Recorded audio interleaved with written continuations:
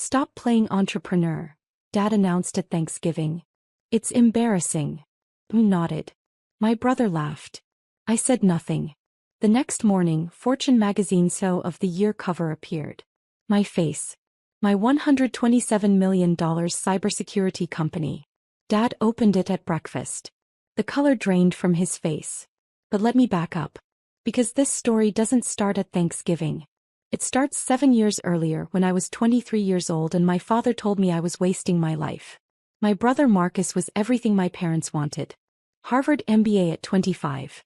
Investment banking analyst at Goldman Sachs by 26. Engaged to a lawyer from a good family by 28. He wore $1,000 suits and drove a leased BMW. He had the corner office, the prestigious title, the country club membership. I had a laptop and a dream. Rebecca, honey, when are you going to get serious about your career? Mom asked at Sunday dinner when I was 23. I just quit my third corporate job in 2 years. This time from a mid-level marketing position that made me miserable. I am serious, I said. I'm building something. Dad set down his fork. Building what? You've been building something for 6 months. You're living in a studio apartment. You drive a 10-year-old Honda. Marcus is making real money. Real progress. Dad, I'm developing cybersecurity software. The market is full of people with real credentials, he interrupted. You have a bachelor's degree in communications. What do you know about cybersecurity? I've been teaching myself to code for 3 years. I've been studying. Teaching yourself, Mom repeated, exchanging a look with Dad. Rebecca, that's not how the real world works. You need degrees. Certifications. A proper job. Marcus smirked from across the table. Beck, I love you, but Mom and Dad are right. You're 23. It's time to grow up. Come work at the bank. I can get you an interview. Entry level, but it's a start. I don't want to work at a bank. Because you're too proud to start at the bottom like everyone else, Dad said. His voice had that edge I knew too well. Disappointment mixed with frustration. You think you're special. You think you can skip all the steps Marcus took and just, what? Become successful overnight. I'm not trying to skip steps. I'm taking different steps. Different steps, Dad repeated. Is that what we're calling unemployment now? I felt my face burn. I'm not unemployed. I'm working 16-hour days building. Building nothing, he said flatly. You're playing entrepreneur. It's embarrassing, Rebecca. When people ask me what my daughter does, what am I supposed to say? That you're unemployed and coding in your apartment. The words hit like a slap. Mom reached over and squeezed Dad's hand. A united front as always. We're just worried about you, Mom said, her voice softer but no less cutting. We don't want you to waste your 20s chasing something that's never going to happen. The technology industry is brutal. Do you know how many startups fail? 90%, I said quietly. I know the statistics. So why would you risk? Because I believe in what I'm building. Marcus laughed. Actually laughed. Beck, that's adorable. But belief doesn't pay rent. How much savings do you have left? 3 months. 4. That's none of your business. It becomes our business when you come asking Mom and Dad for money, he said. I would never. You might not have a choice, Dad said. And we're telling you right now we're not funding this fantasy. If you run out of money, you figure it out. You get a real job. We're not enabling this anymore. I stood up. My hands were shaking. I should go. Rebecca, sit down, Mom said. We're having a family dinner. No, you're having an intervention. And I don't need to be here for it. I grabbed my coat and left. Behind me I heard Marcus say, let her go. She'll figure it out when her savings run out. I sat in my Honda in their driveway for 10 minutes crying. Not because they'd hurt my feelings, though they had. But because a small, terrifying part of me wondered if they were right. I didn't talk to my family much over the next 18 months. Occasional texts. Brief phone calls when Mom pressed. But I stopped going to Sunday dinners. Stopped attending family events. I told them I was busy. Working. Building. They thought I was avoiding them out of pride. They were half right. The truth was I was building something extraordinary, and I couldn't risk them sabotaging it with their doubt. My software, Titan Shield, was a next-generation cybersecurity platform that used AI to predict and prevent attacks before they happened. Not reactive security, Proactive protection. I'd spent 3 years researching, coding, testing. I'd burned through my savings, maxed out 2 credit cards, lived on ramen and coffee. And then 20 months after that disastrous Sunday dinner, I got my first client. A mid-sized financial services company in Austin. They paid me $180,000 for implementation and a year of service. I cleared my credit cards, signed a lease on a 1-bedroom apartment in a better neighborhood, bought business insurance. 6 months later I had 4 clients, then 12, then 27. By year 3, I had 140 clients and $8.3 million in revenue. By year 4 I incorporated, hired my first employees, 6 brilliant engineers I'd met in online coding communities. We worked out of a shared office space in downtown Seattle. We ate pizza at midnight and celebrated every new contract like we'd won the lottery. My parents had no idea. Marcus knew I was still doing my little tech thing. That's what he called it when we spoke twice a year. "How's your little tech thing going, Beck?" "It's going well," I'd say. "Well enough to pay rent?" He'd ask, that condescending tone dripping from every word. Well enough. He didn't ask for details. Neither did Mom or Dad. They'd decided years ago that my business was a failure and nothing I said would change their minds. So I stopped trying to convince them. I just kept building. By year 5, TitanShield had 220 clients, $47 million in annual revenue, and 120 employees. We'd moved into our own office building, a renovated warehouse in Seattle's tech corridor with exposed brick, standing desks, and a kitchen that would make most restaurants jealous. I hired a CFO, a chief technology officer, a VP of sales.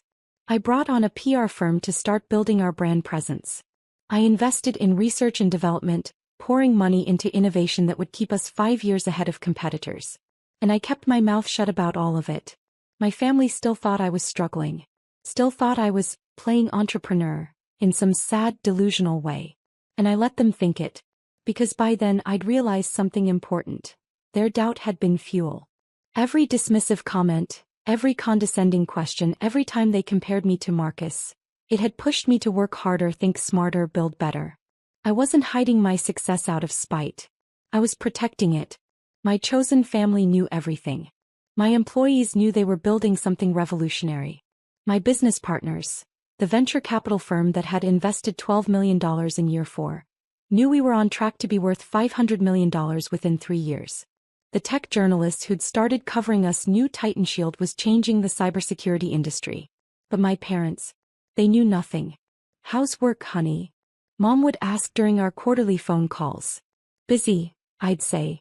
"Lots of projects." "Are you making enough to live on?" "I'm doing fine, Mom. Because if you need help, we can." "I don't need help." Silence. "Then, you don't have to be so proud, Rebecca. There's no shame in asking for support." I'd bite my tongue and change the subject. In September of year 7, I got an email that changed everything. Subject: Fortune Magazine CEO of the Year nomination. "Dear Ms. Chen, on behalf of Fortune Magazine, I'm pleased to inform you that you've been nominated for our annual CEO of the Year award. Your company, TitanShield, has been recognized for exceptional growth, innovation, and industry impact. We'd like to schedule an interview and photo shoot for our December issue. The awards ceremony will be held in New York City on November 15th. I read the email 3 times. Then I called my CFO David Martinez. "Did you nominate us for something? The Fortune thing?" "Yeah, our PR firm submitted the application back in June. I didn't think we'd actually get nominated. Like, this is huge. Do you know how many CEOs apply for this?" "How many?" "Over 3,000. And they pick 25 finalists. We're in the top 25 tech companies in the country." I sat down. My hands were shaking. "When's the ceremony?" "November 15th. 3 weeks before Thanksgiving." Of course it was. The Fortune journalist was a woman named Patricia Hammond, mid-40s, with sharp eyes and a recording device she set on my desk like a weapon. "Let's start with the basics," she said. "TitanShield was founded 7 years ago. You were 23. No technical degree. No business background. What made you think you could compete in one of the most competitive industries in the world?" "I didn't think I could compete," I said honestly. "I knew I could win."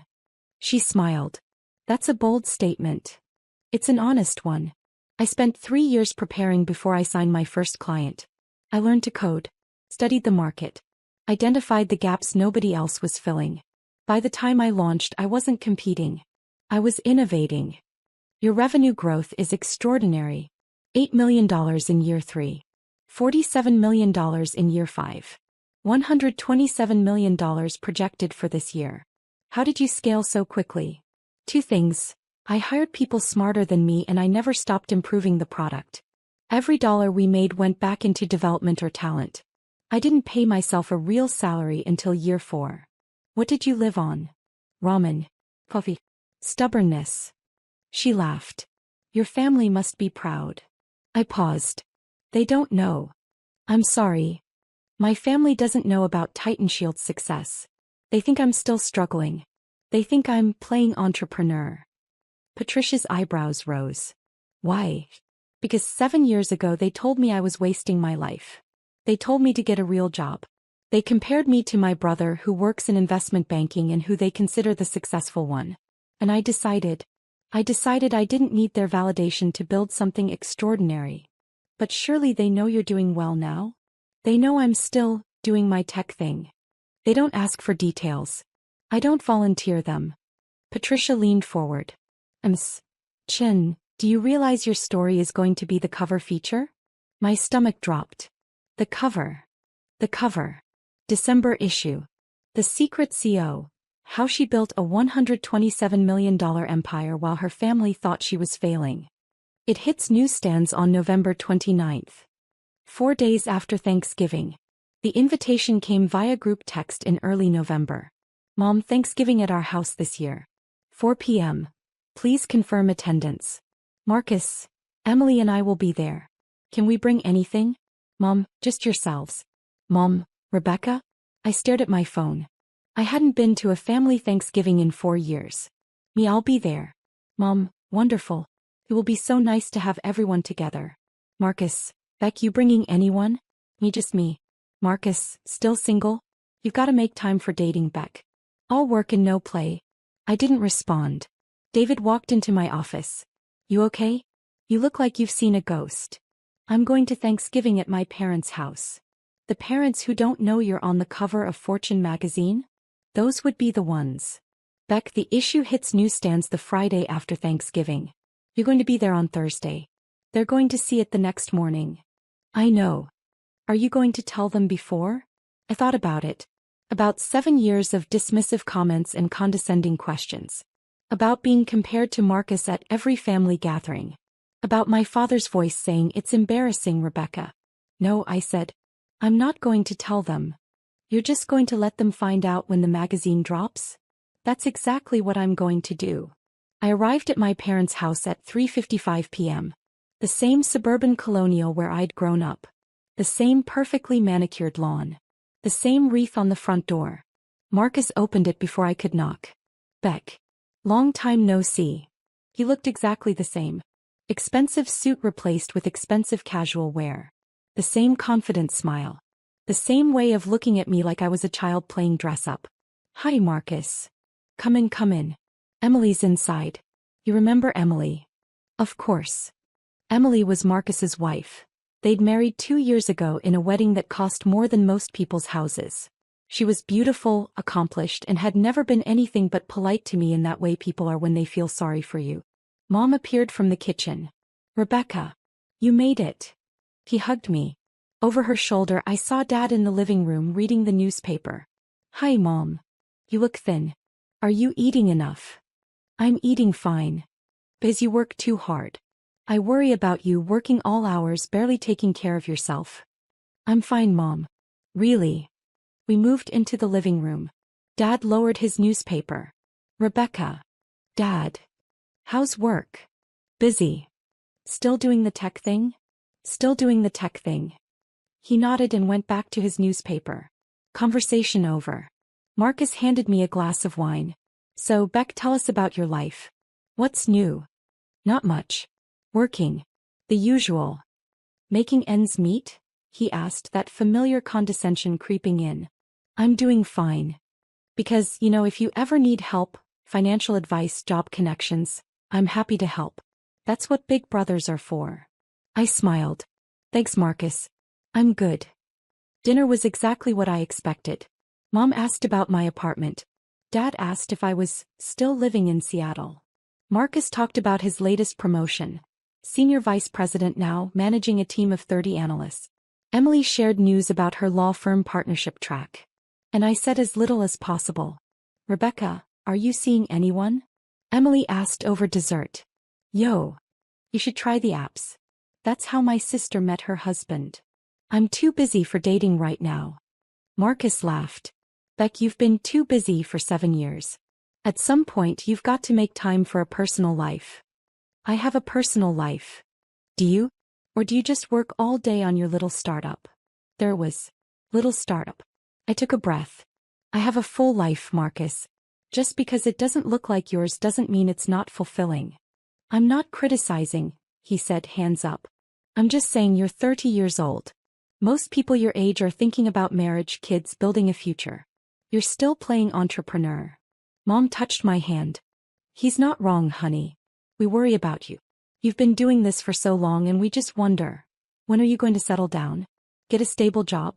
Start thinking about your future. This is my future. Dad set down his fork. Rebecca, I'm going to be blunt. You're 30. You've been chasing this dream for 7 years. At what point do you admit it's not working and try something else? It is working. Then why do you still drive that old Honda? Why do you live in a one-bedroom apartment?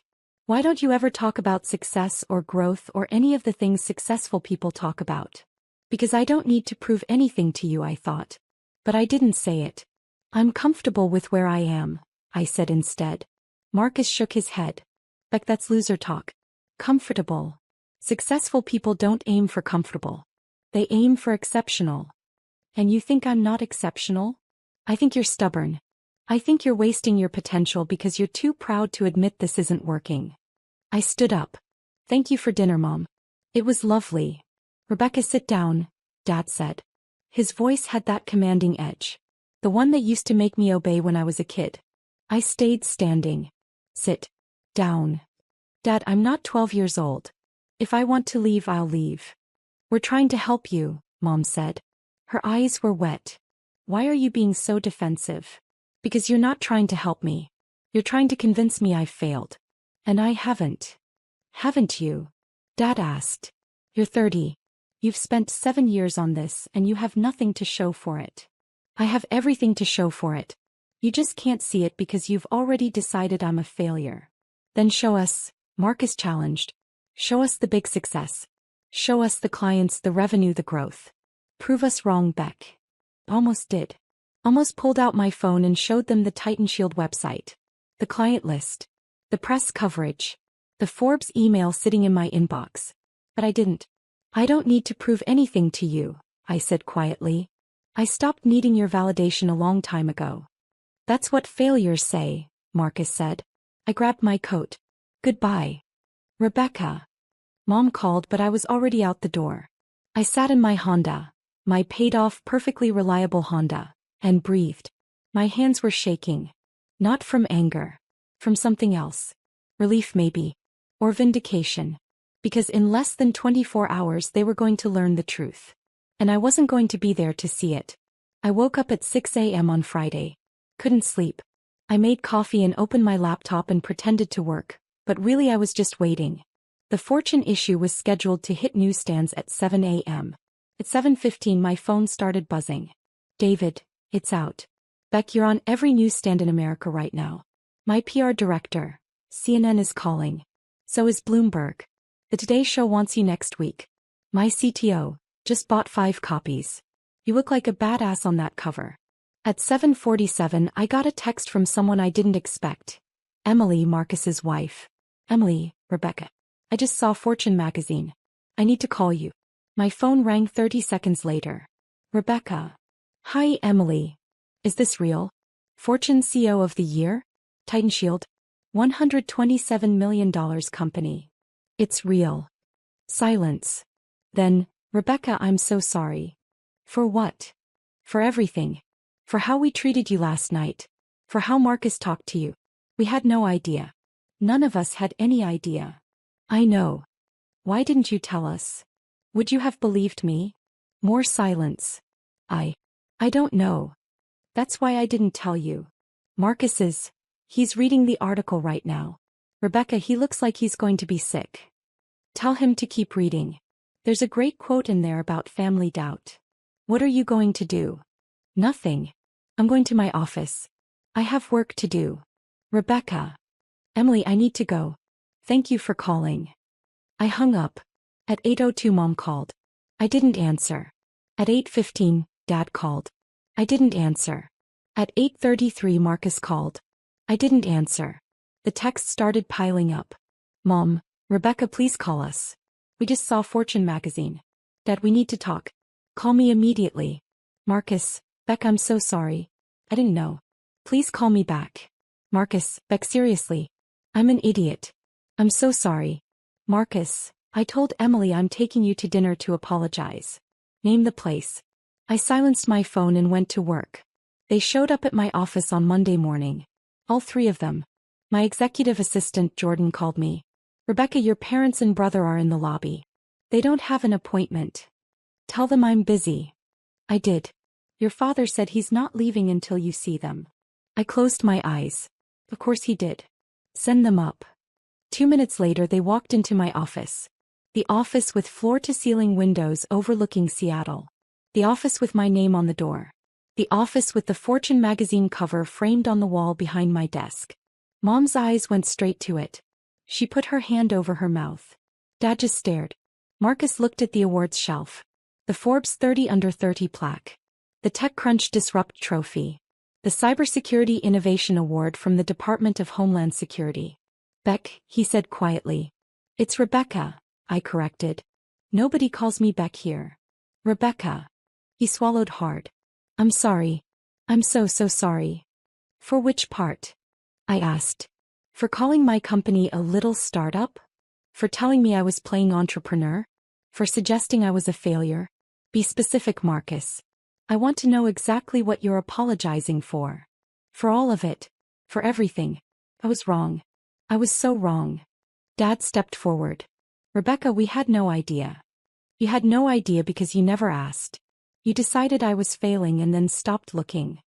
You never told us, Mom said. Her voice was shaking. You never said anything about this. Would you have believed me if I had? I asked. Would you have believed that I was building a $127 million company when I was living in a studio apartment and driving my old Honda? Or would you have told me I was delusional? Silence. That's what I thought, I said. Dad's face was red. This isn't fair, Rebecca. You deliberately hid this from us. I protected it from you, I corrected. There's a difference. Protected it? We're your family. You're the people who told me I was wasting my life. You're the people who compared me to Marcus at every opportunity. You're the people who made it very clear that my dreams were embarrassing to you. We were worried about you. No, you were embarrassed by me. There's a difference. Marcus sank into one of my guest chairs. Beck, Rebecca, I don't know what to say. I've spent 7 years thinking you were struggling. Thinking I was the successful one. Thinking I was better than you. You were never better than me, Marcus. You just had more approval from Mom and Dad. That's not fair, Mom protested. We love you both equally. Do you? Because for 7 years, Marcus was the golden child and I was the disappointment. For 7 years, you used him as the standard I couldn't meet. For 7 years, you dismissed everything I was building as a fantasy. Because you never showed us anything different. Dad said. You lived like you were barely getting by. I lived like someone who reinvested every dollar into her company instead of spending it on luxury cars and expensive apartments to impress people who didn't believe in her anyway. The words hung in the air like smoke. Mom was crying now. Rebecca, please. We made mistakes. We were wrong. But we're here now. We want to support you. I don't need your support anymore. I have 287 employees who believe in me. I have investors who trusted me with their money. I have clients who bet their security on my technology. I have friends who celebrated every milestone with me. I built this without you. And I don't need you now that it's done. That's cruel, Dad said. Is it? Or is it honest? Marcus stood up. What can we do? How can we fix this? I looked at him. My brother. The golden child. The one who'd always had everything I wanted. Our parents' pride, their approval, their belief. You can't, I said quietly. You can't fix 7 years of dismissiveness with one apology. You can't undo the damage by showing up now that I'm on the cover of Fortune magazine. You can't earn my trust back by being impressed with my success when you were disgusted by my struggle. So that's it? Dad asked. You're just going to cut us out? I'm going to do what I've been doing for 7 years. I'm going to focus on my work, my team, and the people who actually believed in me. You three are welcome to be happy for me from a distance. But you don't get to be part of this. You don't get to claim credit. You don't get to tell people your daughter is the CEO of Titan Shield. You don't get to bask in reflected glory when you tried to extinguish the light in the first place.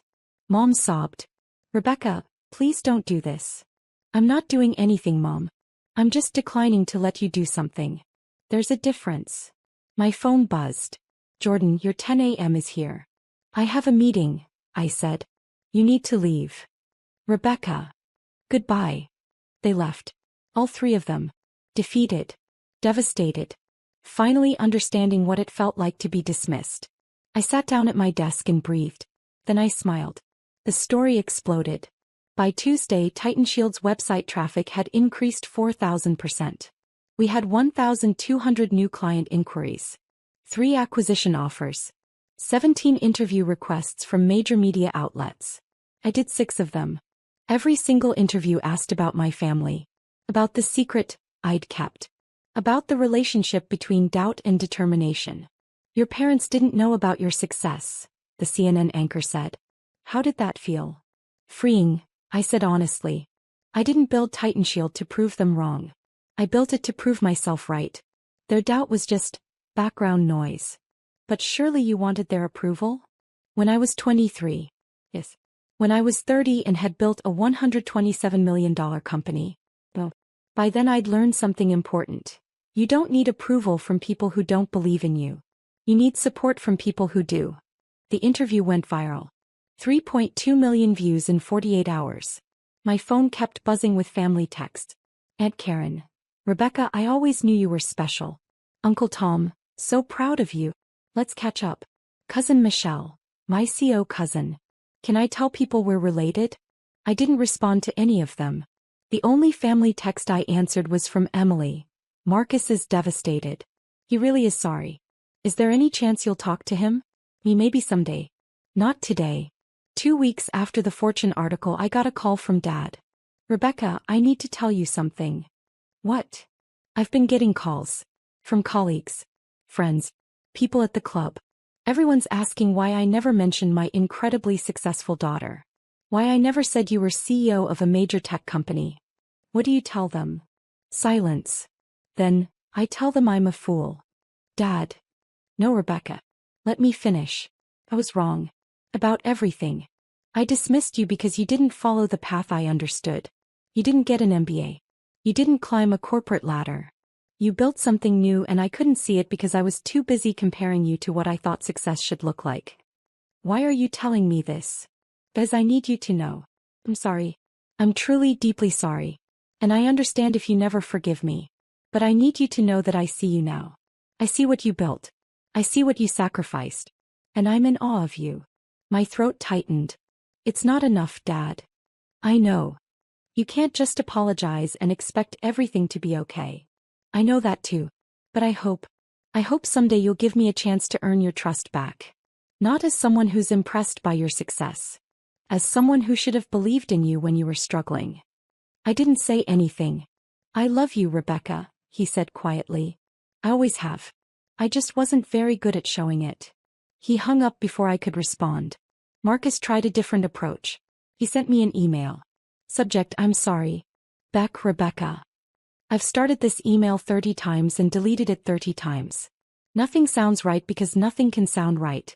There's no way to apologize for 7 years of being a condescending asshole. But I'm going to try anyway. I was wrong. About everything.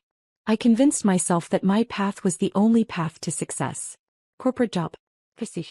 Traditional markers of achievement. I looked at you and saw someone who was refusing to follow the rules and I judged you for it.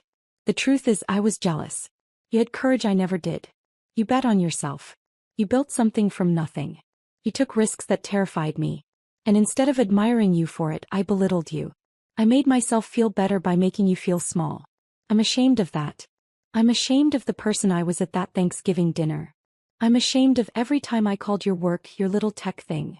I'm ashamed that it took a Fortune magazine cover for me to realize that you were always the exceptional one. I don't expect forgiveness. I don't deserve it. But I want you to know that I'm working on being better. Emily's been helping me understand where I went wrong. And I'm hoping that someday when you're ready we can talk. Really talk. Not as the golden child and the disappointment. But as equals. Because you're not just my equal, Rebecca. You're my superior. In every way that matters. I love you. I'm sorry. And I'm proud of you. Marcus. I read it 3 times. Then I closed my laptop and went back to work. The award ceremony for Fortune CEO of the Year was held in February at a Manhattan hotel ballroom with crystal chandeliers and a guest list that read like a who's who of American business. I wore a black dress that cost more than my first month's rent 7 years ago. My team was there. David, my CTO, my VP of sales. 20 of us celebrating together. My parents and Marcus were not invited. But they showed up anyway. I saw them as I was walking into the ballroom. Standing by the entrance. Nervous. Out of place in their formal wear, clutching programs like lifelines. Mom saw me first. Rebecca. I stopped. We weren't sure you'd want us here, she said. But we had to come. We had to see you accept this award. How did you even get tickets? This is invitation only. Marcus looked embarrassed. I know someone on the Fortune board. I pulled some strings. If you want us to leave. I don't want you to leave, I said quietly. But I don't want you to be here as my family. Not yet. You haven't earned that. Dad flinched. Rebecca. You can stay. You can watch. But you're not sitting with me. You're not taking photos with me. You're not telling people you're my family. You're spectators. Nothing more. Mom's eyes filled with tears. We understand. Do you? Do you really understand what you cost me? Not money. Not success. But 7 years of having to build alone. 7 years of not having family support. 7 years of wondering if I was delusional because the people who were supposed to believe in me didn't. We're sorry, Marcus whispered. I know. And maybe someday that will be enough. But not tonight. Tonight is for the people who believed in me when I had nothing. Tonight is for my team. Tonight is for the investors who took a risk. Tonight is for me. I walked past them. David caught up to me inside. Was that them? Yeah. You okay? I'm perfect. And I was. When they called my name, Rebecca Chin, TitanShield CEO of the Year, I walked onto that stage with 800 people applauding. I accepted the award from the Fortune editor-in-chief. I gave a 5-minute speech about resilience, innovation, and the importance of believing in yourself when nobody else does. I didn't mention my family. I mentioned my team, my investors, my mentors, the people who'd believed in me when I was nobody. And when I walked off that stage holding that award, I felt something I hadn't felt in 7 years. Complete. My relationship with my family is still complicated. We have dinner once a month now. Awkward, careful dinners where everyone watches what they say. Where Marcus doesn't talk about his job unless I ask. Where Mom doesn't give me advice unless I request it. Where Dad asks about my business like he's talking to a stranger. It's not perfect. Might never be perfect. But it's honest. Emily and I are close now. She apologized so many times I finally told her to stop. You weren't the problem, I said. You were just adjacent to it. Marcus is trying. Really trying. He asks about TitanShield with genuine interest. He's reading about cybersecurity. He's learning to code, to understand your world, he said. He's becoming someone I might actually want as a brother instead of someone I'm obligated to call family. Dad retired early. He told me it was because he realized he'd spent 40 years chasing success and had missed what actually mattered. I don't know if I believe that. But I appreciate the sentiment. Mom cries a lot. At dinners. During phone calls. When she sees articles about me. I'm so proud of you, she says over and over. Like repetition will make up for lost time. It won't. But maybe, eventually it will be enough. TitanShield is now worth $340 million. We have 420 employees. Offices in Seattle, Austin, and Boston. We're expanding internationally. We're innovating faster than our competitors can react. And I'm still driving that Honda. Not because I can't afford better, but because it reminds me where I came from. It reminds me that I built this empire from nothing. It reminds me that success isn't about impressing people who doubted you. It's about proving to yourself that you were right to believe. My phone buzzes. Text from Marcus. Sunday dinner at mom and dad's. You coming? I think about it. About whether I want to spend my Sunday evening navigating the careful dynamics of a family still learning how to treat me like an equal. Then I remember, I don't have to prove anything anymore. I'll be there. Because maybe, just maybe, that's what success really looks like. Not the magazine covers or the awards or the $340 million company, but the freedom to choose forgiveness. On your own terms.